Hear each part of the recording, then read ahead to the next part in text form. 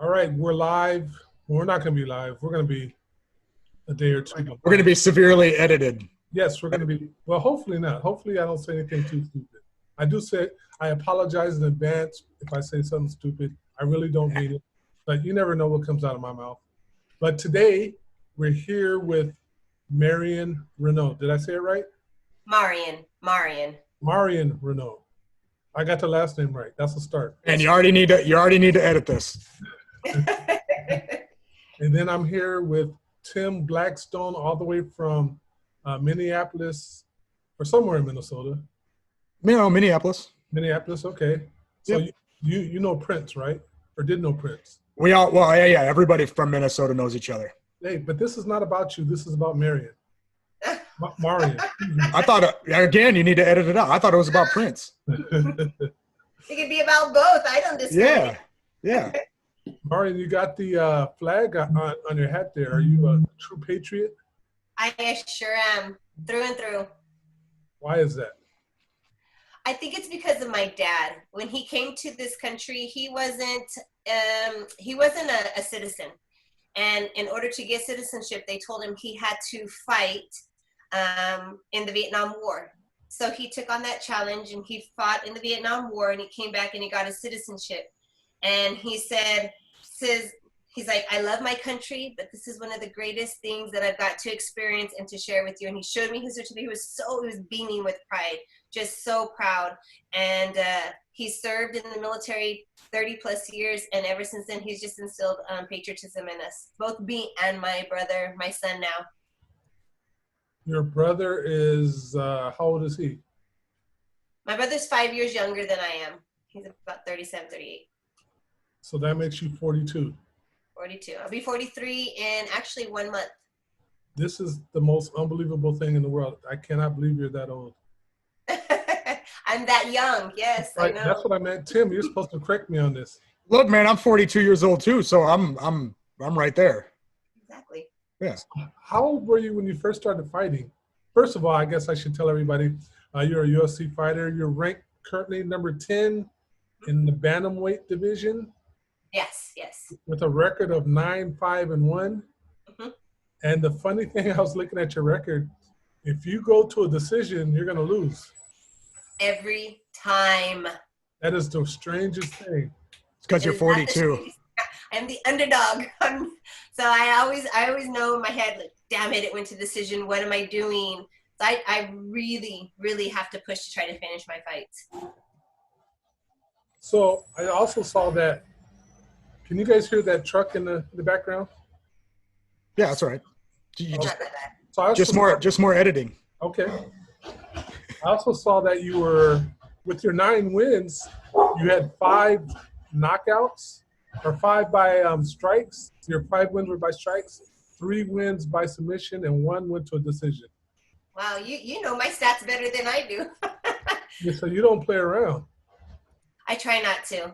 When you're in the cage, it's, okay, if you don't do it to her, she's going to do it to you. And you know what that feels like because you've trained through a fight camp. So you don't want to sit there and let that happen to you. So you kind of fight on alert. I'm sorry, I was just pausing because of my dogs. Okay, the truck went by. So are you considered a striker or a grappler? See, that's the thing, because I don't see myself as one or the other. I really love striking, believe it or not, but I love grappling just as well. So I think it's an even matchup in my eyes. I can strike, I will strike all day long. In fact, when I started fighting, I was like, no, I'm just going to stay standing. I don't need that jiu-jitsu stuff. That's the amateur in me talking. And then I got to the ground and kept getting choked out, and I didn't like it.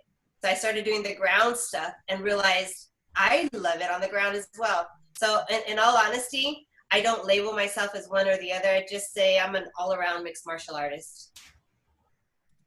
And so you started with kickboxing, karate, boxing. What did you start in? I actually started with boxing in a garage with a former administrator who used to be a pro boxer. She had 1 professional fight.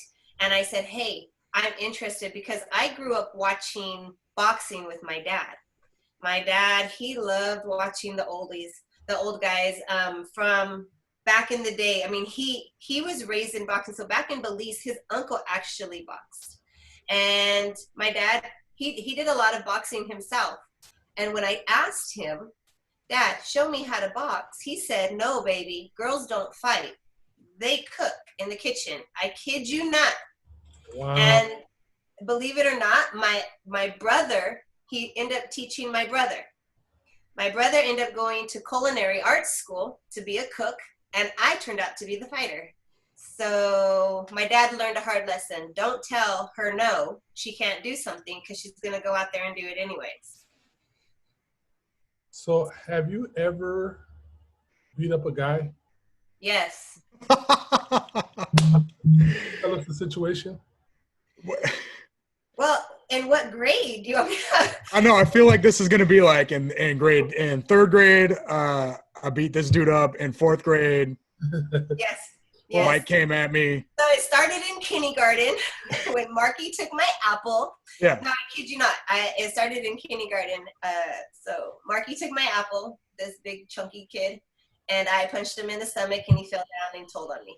And then not in third grade, I think it was in seventh grade, some guy kept touching my butt, and I kept warning him, and he didn't do it. So I kicked him right in the balls and made him pee blood.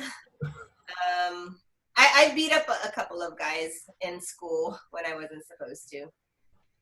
Well, I think you were supposed to. I feel good about it. We just did an interview with Jackie Cataline, and she's a wrestler. And when she was in high school, she used to wrestle boys because there was no girls wrestling. And she actually, I think she won her, I don't know what to say, division that year. And I thought that was very impressive, you know. And I try to tell, whenever I see women, I try to tell them, hey, do jujitsu because that stuff works, you know. 100%. I preach it.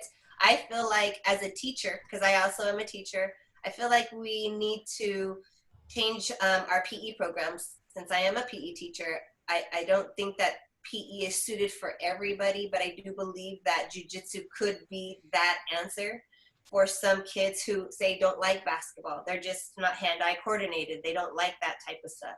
But something more functional, and not only that, it helps with the mentality, self-esteem, just a whole bunch of things that jiu-jitsu has done for myself and that I see works for everybody else. I think we should hit it in the, it should be mandatory in high schools. That's funny because they do judo in Japan, which is not, I mean, it's not too far off from jiu-jitsu, but similar mindset. In high schools? Yeah, high school's got it. High school has like judo teams, and they kind of require it as part of their PE programs, I believe. See, that's the smartest thing for the kids. Yeah. 100%. I've been talking to several people about that. I know there's this girl named Keita Maggott. Keita Maggott's a friend of mine, and she has a anti-bullying for women. It's called Team Bully Buster. And last time I talked to her, she was trying to get wrestling into, I think, high school in the Valley area. I need to call her back and see what's going on with that. But I think that would solve a lot of problems. High school for women in the Valley area, or just high school in general? Ooh, that's a good question. I don't remember, but I think, well, I don't remember. I think there should be a push to get it in to high school. I mean, if we can have wrestling, why can't we have jiu-jitsu? You know? I agree. Same thing. Yeah. I mean, I think part of PE class is brilliant. Part of PE class. Yeah, you're right.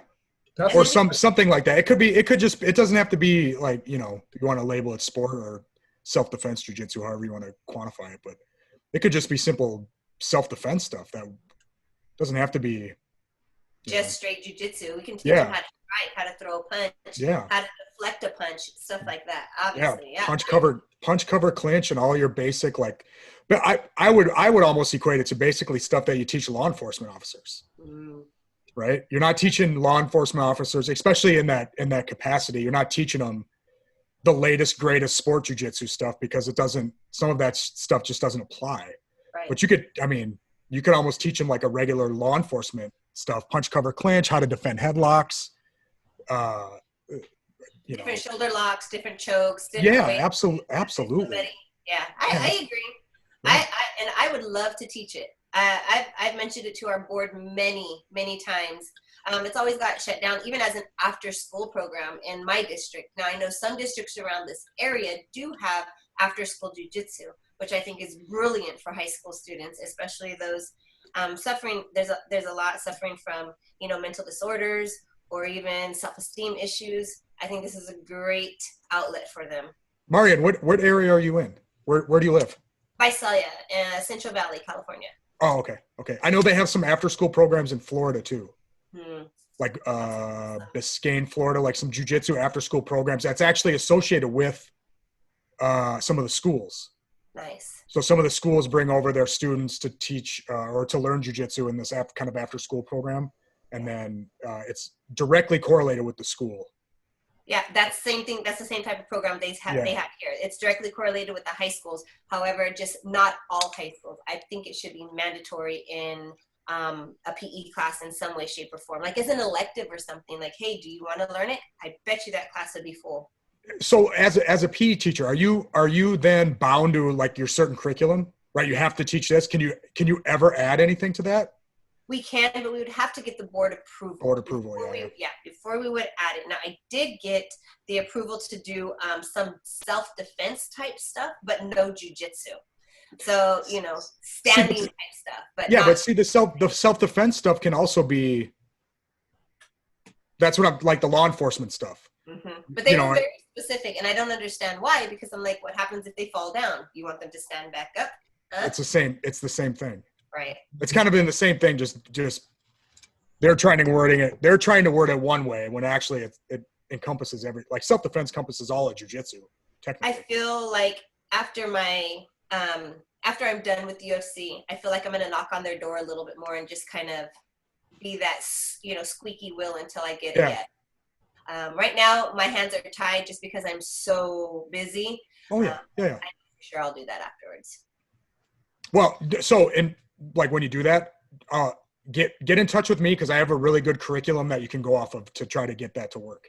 Oh, sweet. Where there's stuff like specifically written out that says, okay, here's lesson 1, lesson 2, lesson 3, lesson 4, lesson 5. And it's probably all the stuff you already know: punch, cover, clinch. Headlock, defense, all this stuff.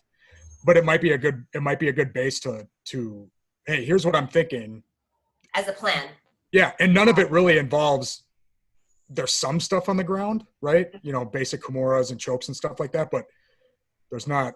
I mean, you're not teaching anybody how to berimbolo. You're not teaching any lapel guard. You're not teaching anybody single leg X or X guard or you know, some crazy stuff like that. That there's no. Well, what's that, right? This is all just basic stuff, like.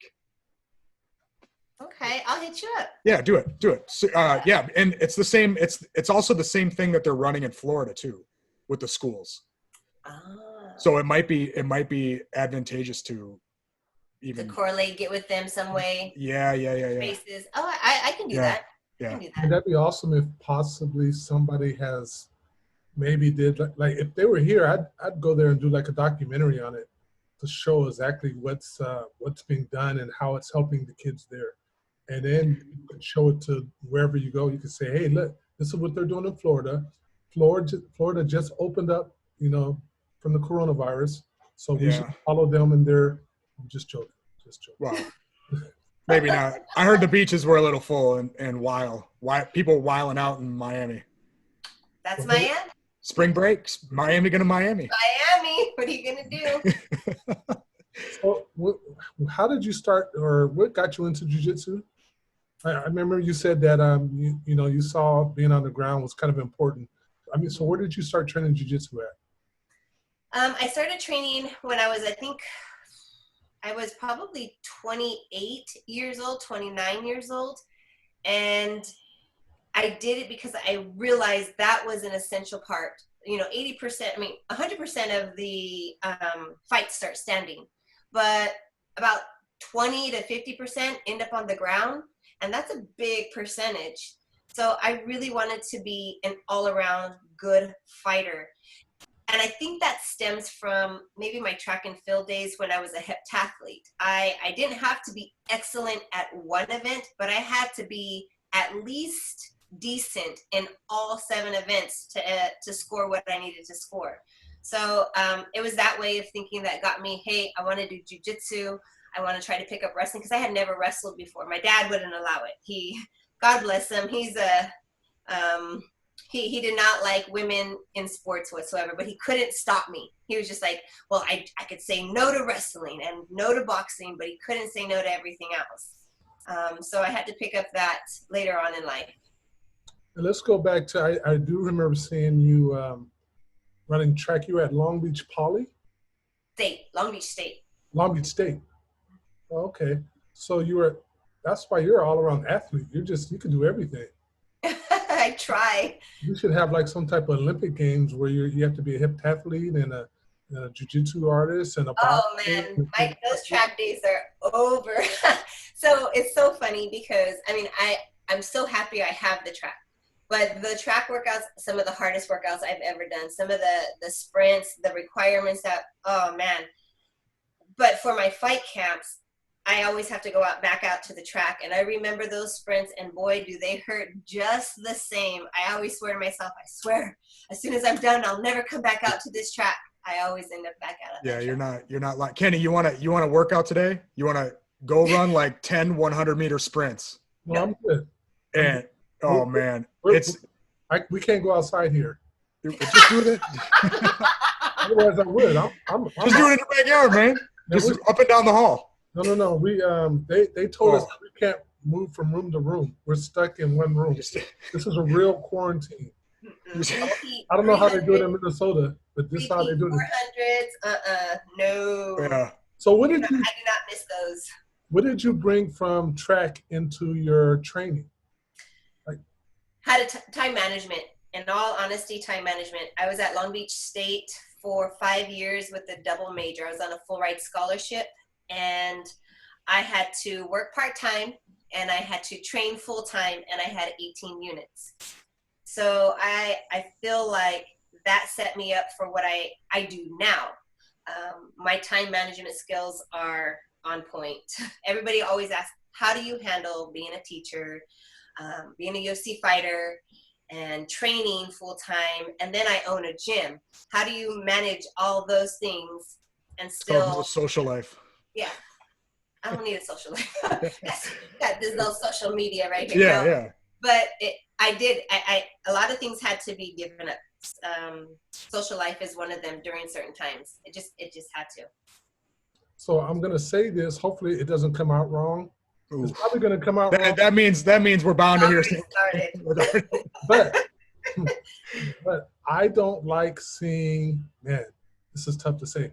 I don't like seeing women getting punched in the face. I'm not saying that women can't do it.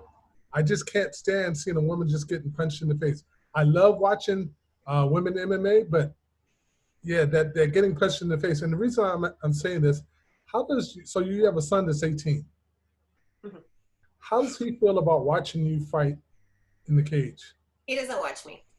He went to one of my fights, and he must have been about 10 years old. And he's like, Mom, I did not like the way my stomach felt. There's stuff in my stomach. And I'm like, oh yeah, they felt butterflies. He's like, I didn't like that, Mom.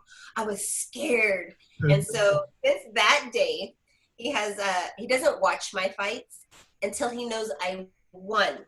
And then he'll go back and watch it. Or he doesn't watch you lose. No, he doesn't watch. He'll peek in and then out. My last fight, it was a very exciting fight. It was with Yana, and it was just an all-around exciting fight. He thought I win, and he called me, and he's like, Mom, why did you lose? And I'm like, baby, I swear I tried. He's like, you didn't try hard enough. And I'm like, this is him at 17. So he's a little bit more critical. He does watch a little bit, but this has been his life since more than half of his life. I started this when he was 4 years old. He's 18 now. So he's gotten used to it. And what was the reason that made you want to fight? Money. 100%. I was a single mom, even though I was a teacher. Beginning teachers with $30,000 a year, paying a car note, paying for his daycare, paying rent. I could not live. I was living paycheck to paycheck. I was starving just to feed my son. There are days I wouldn't eat just to make sure he ate. And I think I seen a documentary on Gina Carano and Chris Cyborg, the pioneers of MMA, and it was their first fight. And I think I was listening to the announcers, and they're like, yeah, they're getting paid. And they mentioned how much they were getting paid. I'm like, what? You're getting paid how much? Yeah, but you don't jump into that pay scale. Like that's unbeknownst to me. But money, any amount of money was okay. Extra money. My first fight was $300, and I just remember being so excited about that $300 because I was able to go to the grocery store and buy food. That's what I did with that $300. It was like I filled my cabinets with food that I could use for the next 4 or 5 months. That to me was exciting.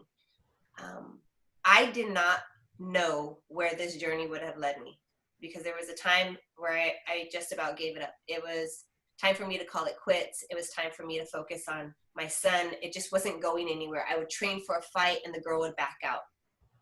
I would train for a fight, the girl would back out. These are these small fights, at the casinos, these small little promotions. That's frustrating. Oh, I bet. And so I almost gave it up. When did you realize you actually love fighting? How many fights in? Kindergarten. When Mikey stole her apple. In your pro career, like you were doing it for the money. At some point, did it change? Like, hey, I like fighting. Money secondary, or is it still money's primary?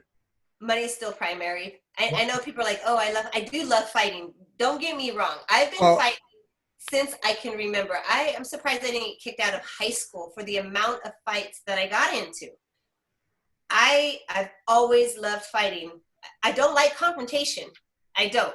I won't go up and confront somebody, but I will never back down. And it's just that adrenaline. There's nothing like it. I can't even explain it. It's better than a Magic Mountain ride. But at this point, is it more fighting or is it more competing? It's more competing. Yeah, because I feel like the UFC, I mean, even for myself doing jiu-jitsu competitions, it has really nothing to do with, I just like to compete. Yes. That's my avenue to compete at. So like fighting to me is just another, I mean, it's not, I don't know if, I mean, there's got to be a few guys, maybe like in the early days that, man, this is all I like to do. And it's either do this or I go to jail or prison. Mm-hmm. Now it's for some people still, that's their outlet. But as they mature in the game, it becomes more about that competition. I know I've always told myself, no matter what I do in life, I will always be competing at something. Yeah. Always. Yeah. After this is done, I'm going back to jiu-jitsu. If jiu-jitsu is done, I'm probably going to do figure competitions. I don't know. I just can't stop. I love that adrenaline. Yeah. That's the best thing about jiu-jitsu competing, though. It don't matter. I mean, what is it? Master 3 division right now? Like Master 5. Yeah. Master 6, Master 8, Master 10. You got guys like we have a guy at our gym that's Pat Worley. He's 70. Is he 70, 72? Black belt, still competes. He's like a 4-time Masters world champion at two-time world at black belt. I mean, he is like the ultimate competitor. Wow. And it's the same thing for him. In the early 60s, he started doing karate when karate was like, bare knuckle karate, like the real deal karate. Oh yeah. And then and then it transferred to like, he stopped doing karate and he kind of lost himself for a little bit. Picked up jiu-jitsu at 58. Wow. Loved it. Immediately. And it's his outlet for competing. He likes to fight, but that's his outlet for. Yeah. It's more about competing than it is. I just want to go. I mean, if you wanted to just go fight, you would just go. I mean, you could go don't wear a mask outside. You'll find a fight in like 5 seconds right now. Oh, and trust me, I'm that girl. I'm like, I'm not wearing a mask. You're not making me wear a mask. But you want some of this? I will cough on you. Just get away from me. I mean, it's pretty easy to find, but competing wise, I think competing and fighting need to be, in my humble opinion, they need to be separated a little bit, because and I guess like we both alluded to, I'm sure there's some guys out there that just want to fight and it don't matter, and that's it. But I think most of those guys in the UFC rosters, or even guys doing MMA, especially once you've been in the game for so many years, it's more about competing than bottom line. I want to get in there. I want to compete. And you want to compete against the top people. Yeah. And you're so hungry to that number one spot. You know, there was at one point I was ranked number 6, and I'm like, oh, I was so close. And I'm just like, I need to get back down to that, you know. And I feel better than I have in all my years competing, believe it or not. I feel my strongest now. I feel my fastest now. And everybody asks, when are you going to retire? When are you going to retire?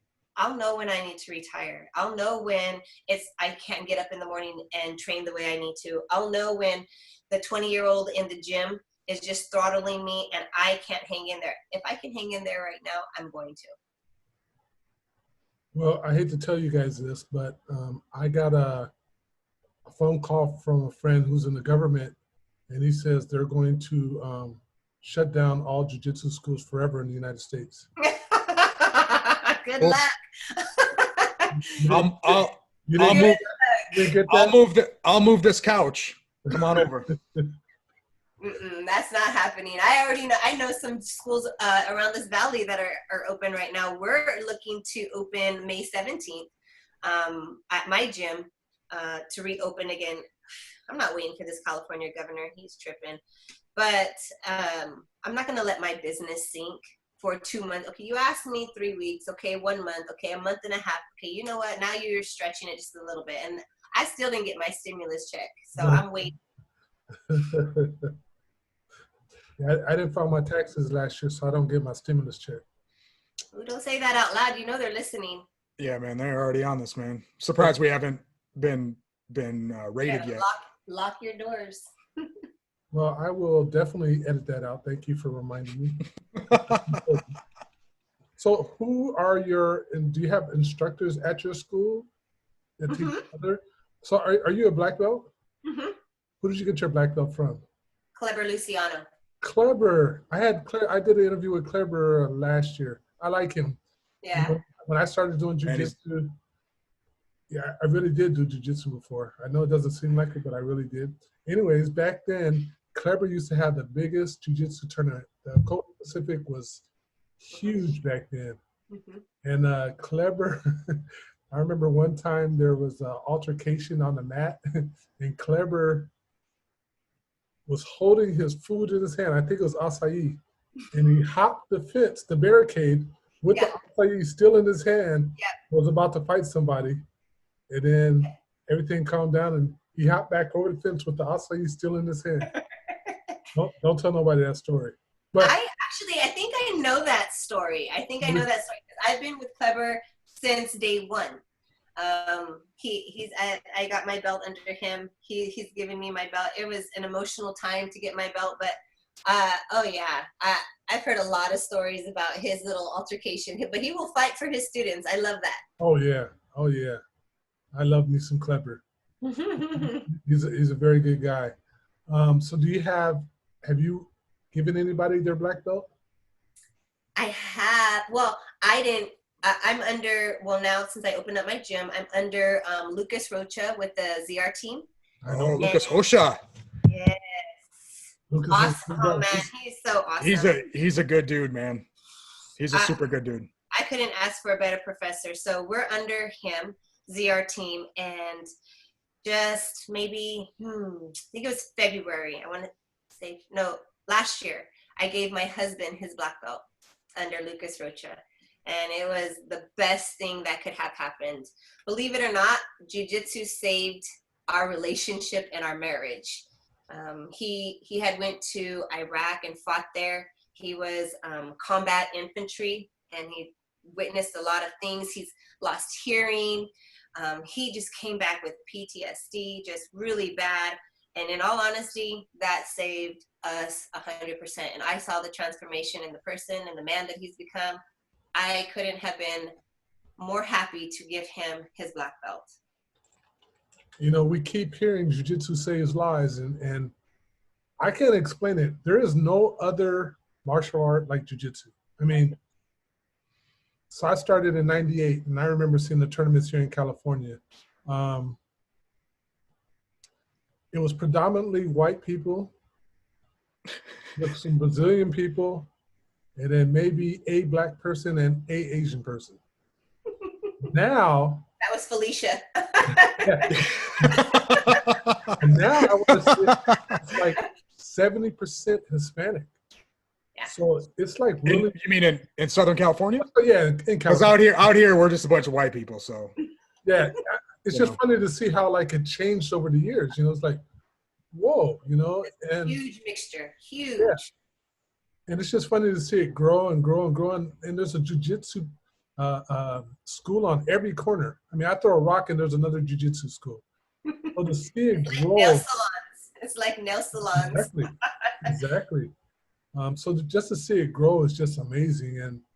And just in the Hispanic neighborhood, it's just kind of weird how it overtook that community. Well, out here again, sorry. Where are you at? Orange County? Where are you at? I'm in LA. Carson. Oh, you're in LA. I'm in Carson. Oh, you know where that is. Yeah, yeah. Right next to Long Beach State, kind of. Yeah. But there was more black people in Carson than anything else. Now, I don't remember there being a bunch of Hispanics, maybe in San Pedro and Long Beach. But I'm really talking about California, period. Or SoCal. Yeah. SoCal. Okay. But I don't know. I just see the future of jiu-jitsu just like taking over the world. You know, I cannot see it not being in high schools in the next 10 years. I think it's going to be impossible. I remember when I first started competing in IBJJF as a white belt, there was not enough female to compete against. And so I had to compete against blue and purple belt ladies in like worlds and pans. And there was maybe one division and that was it. Here, this is what you're stuck with. And now just to see the evolution of jiu-jitsu, how many female phenomenal black belts there are out there and up and coming blue and purple belts, I sit back and I look in awe. Even at our gym, we have a women's team.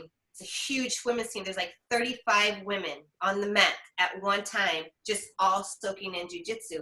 That's awesome to see. Yeah. You know, I take pride in being that person who gets to lead them, because I remember when there was none. I was the only female in my gym at one point. You brought your women's team to that 5 grappling one last year, right? Yes. Yeah, you guys had a nice squad there. That's gotta be beautiful to see. They're fairly new. They were, you know, the nerves of your first tournament. Man, it was funny. I tried not to laugh. You know, when they explained it to me, like I couldn't breathe, I was out of shape, my forearms burned. Like I was like, I know, sweetie. Remember I told you? It's like, but I didn't know it was gonna feel like this. You know, they're like, when can we do it again? So it's kind of fun to see that. All of them want to come back. I was lucky enough so at my school was Higa Machado, and he had Cindy Omatsu, who was the first American female black belt.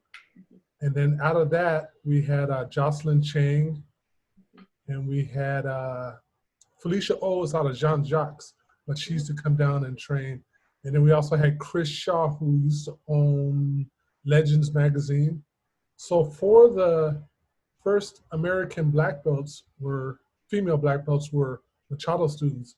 So we had a very big women's team, and it was amazing to see the strength and the growth of that women's team and the growth of women's jiu-jitsu in general. Oh, I'm sorry. And we also, Leka Vera used to teach there also. Mm-hmm. So that is like the OG of women's jiu-jitsu. Yeah, I was like, I know that is like, that's the, yeah. And so I was lucky enough to see that. Roll with her one time. Yeah, right after she had just had a baby. I was a white belt. She smashed me. Even after she had a baby, I'm like, damn. Yeah. But I didn't, and as a white belt, I didn't realize who she was until I went back, looked her up, found her on Facebook, and I was in awe of her. Yeah, she was amazing, and to watch her compete was amazing. And she's a lot of people don't know who she is. All these women nowadays don't know. Like Lecca was the one that helped start it. I mean, there's other people, Kathy Brothers, actually another Machado student, Ghazi Parman, and this other girl I can't think of. She married one of the Avalon brothers. I'm talking some old stuff here. I'm sorry. But I know most of them. I hear you. I know most of them who you're saying.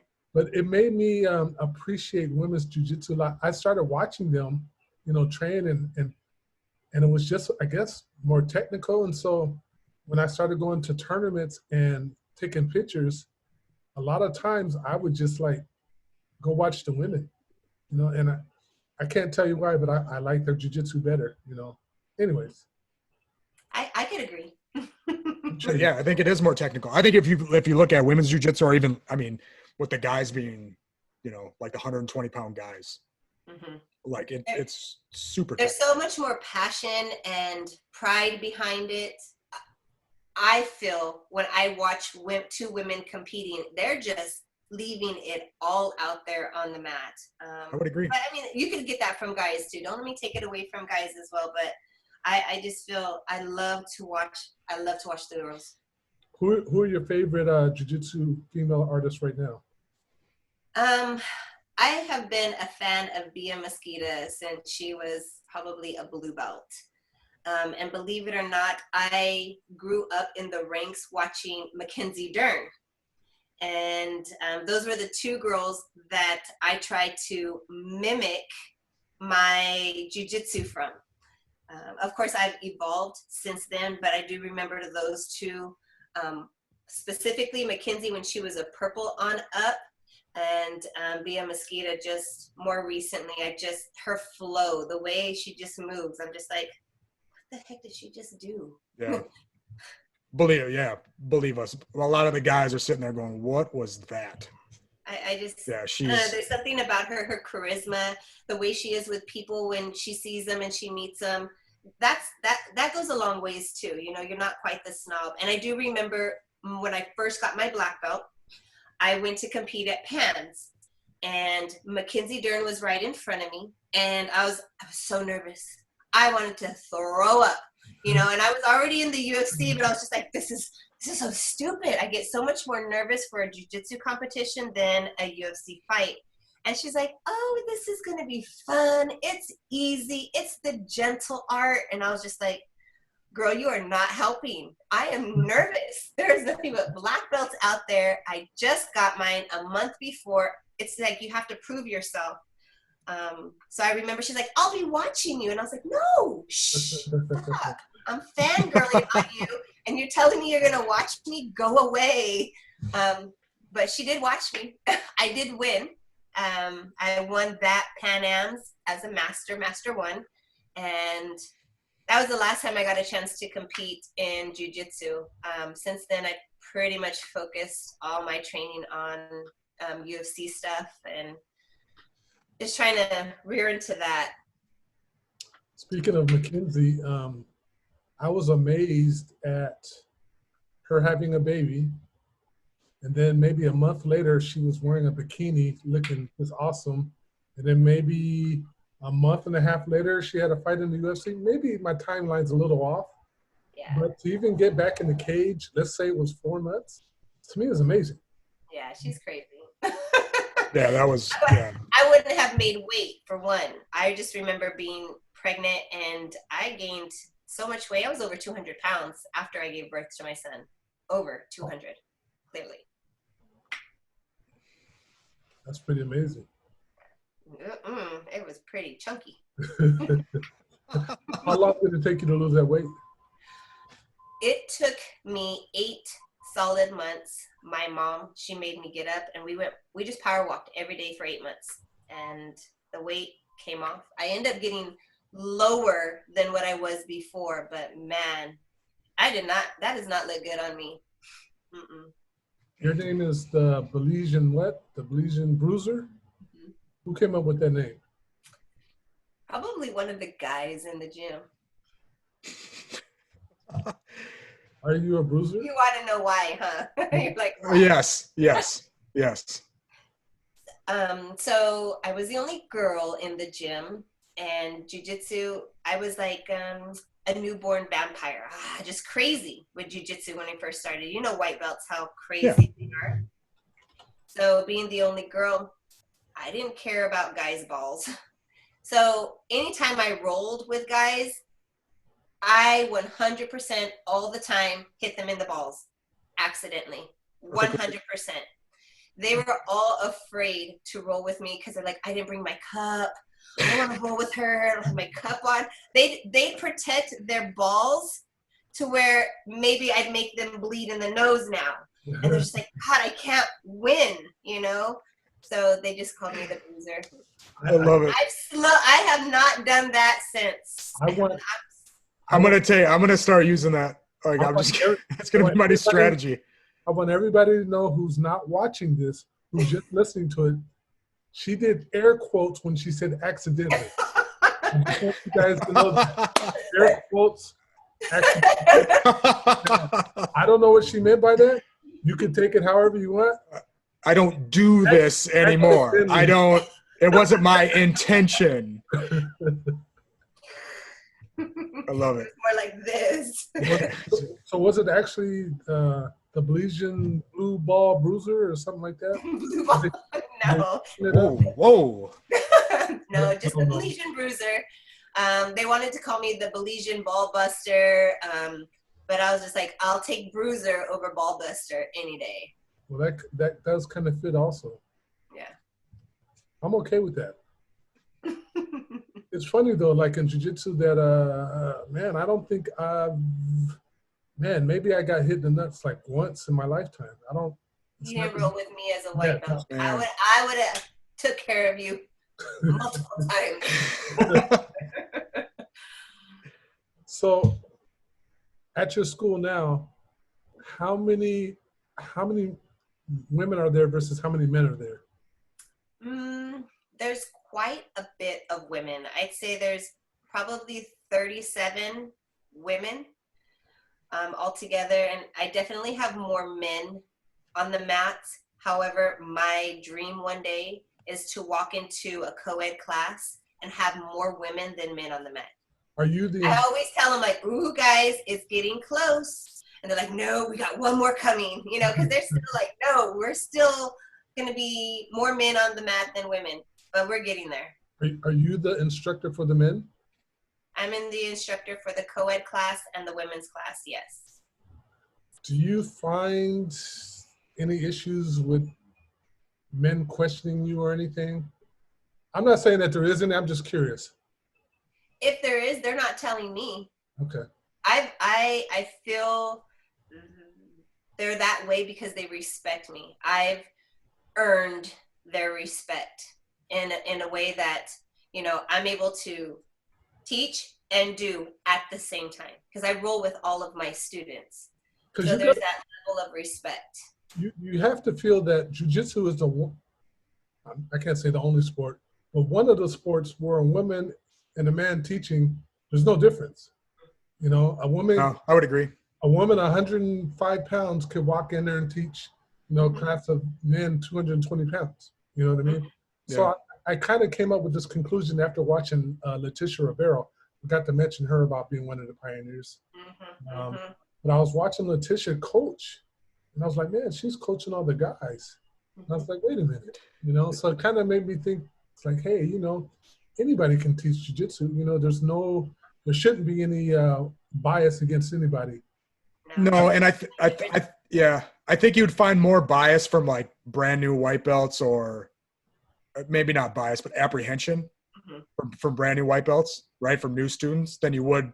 True, but they know coming into the school what to expect. You know, they know coming in, you know, what the school's about, who's teaching, and you know, so honestly, we have really great members. It's a great atmosphere. I can't explain it. Maybe you guys have felt the same way when you walk into your home gym. You're just like, man, It's like, Oh yeah. you know, and I don't have anybody disrespecting me. I have never experienced that. And in all honesty, I don't know what I would do. I'd probably be like, come here, Mondo, to my husband, get him before I ball bust him right now. Well, and yeah, that's that, like my gym. Like I try to relate it to. I'm at my gym, besides sleeping at home, more than I am at home. Yeah. Right. So it's my home. So the vibe at my gym is actually more important to me than anything. Mm-hmm. Right. And I treat it like it's my home. Right. So, and if like in our like my gym, if you violate that, or I feel like you're going to violate that vibe or that culture that we've built over the last 15 to 20 years, You gotta go. you're out. You're out. I'm not going to detriment my home to the BS that you want to bring in. So if somebody does come in and they disrespect like one of our female athletes, you're gone. Yeah. No questions asked. No questions asked. I'm the same exact way. Everybody knows that. My women team is my baby. I'm sorry, but that's just my baby. That's where I started teaching. Jiu-jitsu was the women first. And then obviously as I opened up my own gym, I started teaching the co-ed. I find it a little bit different in the sense that girls ask a lot of questions. You know, they truly want to know, and then they roll differently.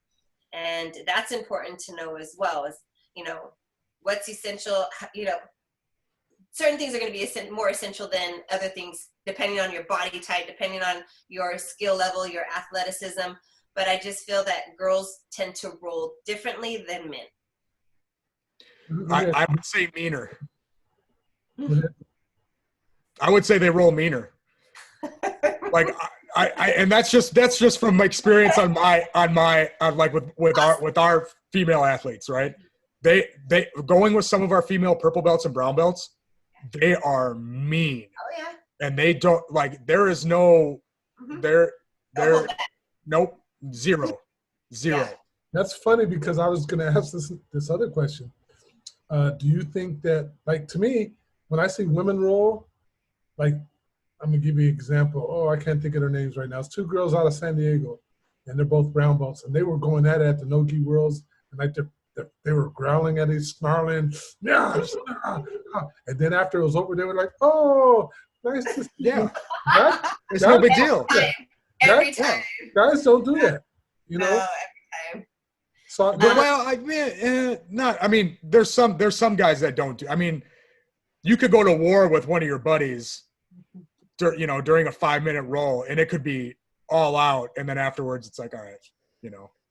Yeah, like one of my most aggressive rolls that I've ever had in a competition was with Talita. Do you guys know Talita? Oh, she is like this big. She is freaking tornado. We were both purple belts. Huh? Yeah. Yes.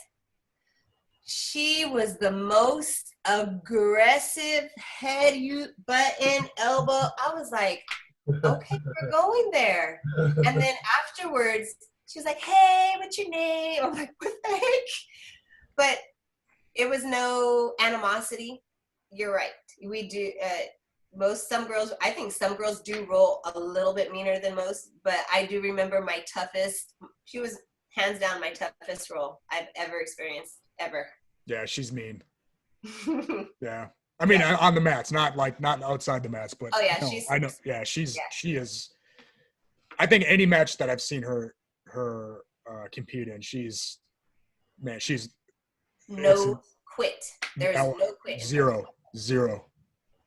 You know who's funny is speaking of Bia, well, not speaking of Bia, but Bia, she right before her fights, she is so mean. Like when she goes into the zone, like she's a beautiful girl, right?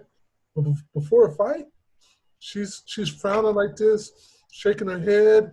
And you're always capturing her pictures too, because I always see her pictures and I see Joe at the bottom, I'm like and she's all resting bitch face for sure.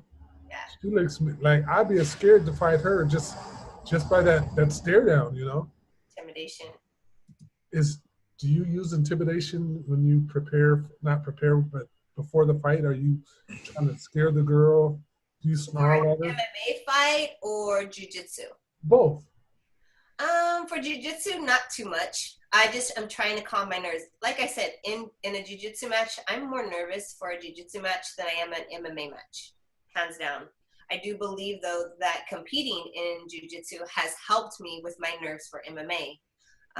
As far as, intimidation factors, I'm sure there's some tactics me and my camp, as well as her and her camp, do to post certain things online to make it appear, you know what I mean? They do those tricks. Shit talking. Yeah. That's a good. What do you think about all the, like, because you're in the UFC and what do you think about all the shit talking as of late? Because it seems insane, even from like 2 years ago. Yeah, it is going overboard. I don't see it a lot with the women. Yeah. I don't right now. I do see sometimes, with women, they can get that way. But, I try to keep it professional myself. And I've never done any type of shit talking on my opponent before a fight, publicly or even behind the scenes, just because I don't have anything personally against her per se. But have I heard some of my opponents talk about me? Yes. And I think that fuels me. Like, you don't understand. Each time one of those opponents talked about me, they got finished. So it was like, why would you talk shit? You're just going to fuel a fire you don't want to see, because girls are on a whole different level of emotional upset when it comes to stuff like that. But yeah. No, I don't do it. My dad says, let your hands do the talking. He said, I don't want to hear all that. You don't do that. You don't stoop down to their level. My dad will not tolerate it. I like that. I love it. Do you think it's gotten out of hand a little bit? Sure. Absolutely. Yeah. So but do I see why they're doing it? Yes. Well, no, yeah, you can see why. Yeah. So it's more like I feel like our era, like old WWE promos. Yeah. Right? You got the Macho Man talking shit about Hulk Hogan. I mean, yeah. if you guys don't, man, here's one thing. If you guys want to treat yourself, if you used to ever watch wrestling, go watch those like 80s and early 90s promo videos. That's the best shit talking, like off the cuff shit talking of all time. Like it's absolutely hilarious.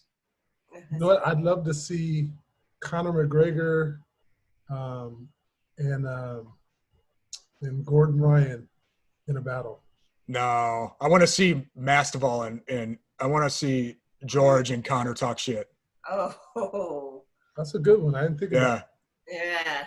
I mean, I feel like Conor's shit talking is on another level. He's just got these comebacks that I'm like, dang, that would have took me all day to think about that one. but the only one that's ever topped Conor is Nate Diaz. Yeah, that is true. I mean, I feel like Nate is on if there was a shit, and it's not even really shit talk. He's just whatever. He's like, fuck it. That's how this is 209. This is how I am. It don't matter. But like his stuff, his shit talking is, I mean, that's UFC Hall of Fame material. Like you're gonna get in the UFC Hall of Fame just for your shit talking, Nate. Like it is awesome. The street in him, Oh, that's again, that's not even shit talking. That's him being real. Being real. You know, I heard a story one time about him and his brother. Like those guys are kind of like Robin Hood. Like they're bad to bad people, but good to good people. Mm-hmm. And I heard like one time where they were driving down the street and this lady's car stalled in the middle of the road. They stopped behind her, backed up, and blocked the lane so nobody could pass to make sure that they could get the lady off the road. I mean, they do things like that, which is pretty amazing, you know.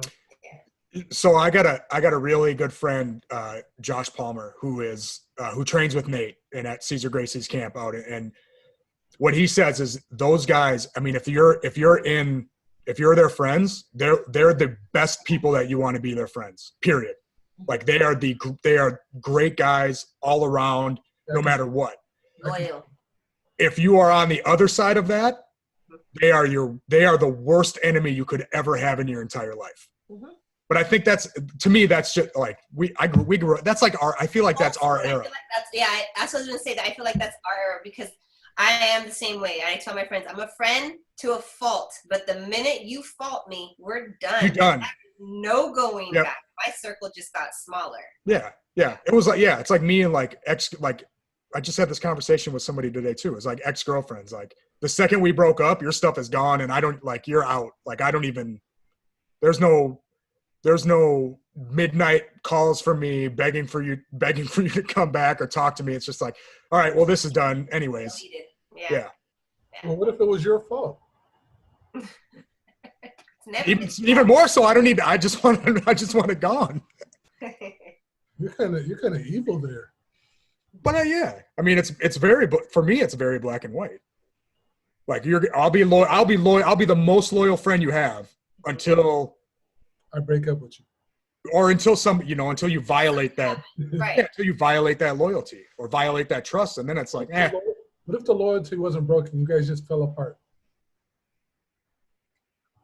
I don't know. Man, that's a good question. I don't think I feel like those friends that even you're distance with, right? Like my two best friends don't even live in the same state. My two best friends from the military are one's in Arizona, one's in Maryland. Mm. And we've all grown apart. We all have families and stuff now. We finally got back. We finally joined back up. They both came to my house for like 4 or 5 days. And it was like it was like we were with each other the day before. It was seamless, right? And we talked to it's not like we text and message each other all the time. It's pretty infrequent, But the second we were back together, man, it was game on. It was like we had been with each other for the last 10 years. It was great. So even those friends that you fall apart with that have never violated your trust, man, they're still on your inner circle no matter what, in my opinion, right? But if you violate that trust or and Marion will probably speak to this too, you like people talking shit, opponents talking shit behind your back, man, there's no whatever, man. There's I no don't have proof for that. If I didn't say anything, what do you have to say about it? Like bitch going off, oh, she's too old, she's this and that, and I'm like, what happened to your face? I just I don't tolerate that. You don't know me. I'm not playing those games. Don't play those games with me. There's no time to. Like I get where the I would call it sportsmanship a little bit, right? Like the shit talking becomes like, hey, we need to promote this fight and we need to do that. But like the shit talking behind, like, there's no time for that. There's no time for that stuff. Nope. You will never catch me talking unless somebody had said something. I'll color on it socially or on media. But then other than that, I just let me do what I do best. And that's do my talking in the ring, period. Yeah. Have you ever wanted to hit somebody at like a stare down? No. No. I can't tell you the name of who, but there was one stare down. Ooh, she needed deodorant. She smelled really bad. I was like, was she from this country? Your deodorant, girl. Is that after weigh-ins or is that like the stare down? That's after after weigh-ins and everything. Come into the stare down. I'm like, not go home and take a shower. Maybe she was probably cutting weight like three minutes before that. But no, I've never wanted to punch anybody. I don't even put my hands up in a stare down. There's no reason. I'm not fighting yet. I've never gotten that. Well, I also never get like you guys know fight to win, right? Mm-hmm. Like fantastic promotion all across the board. I've never gotten the guys that put their fists up when they're going to do a jiu-jitsu match. I hope not. Well, in the stare downs, they're standing like this. Right? They're standing like this, and I was like, did I miss the rule meeting or what? Yeah, I think I missed something. We're closing in on 1 hour now. I think it's probably about time for us to leave and go home. And I'm already at home. Sorry. Anyways, wow. Do you have any sponsors that you want to thank? And Where can people find you if they want to follow you or message you or what? No, not like big time sponsors. But if they want to find me, obviously, all the major social medias, Twitter, Instagram, Facebook. My husband runs Facebook, for me because I'm tired of dick pics, so he gets to look at them. Other than that, you can contact me on all my social media. That's pretty funny. Oh man. Tim. No, I don't. Yeah, I bet. I can't even imagine being in your. That way. Oh my God. Yeah, they're bad. They're bad. Man, I forgot who I was supposed. Oh, Road Dogg kimonos, Luta fight gear, and Iron Lion soap. And Felicia, I just talked to Marion, and she said she'd do another one so that you can be on board talking with her. Maybe we'll get a. Oh, never mind. I was gonna think maybe we could get like a.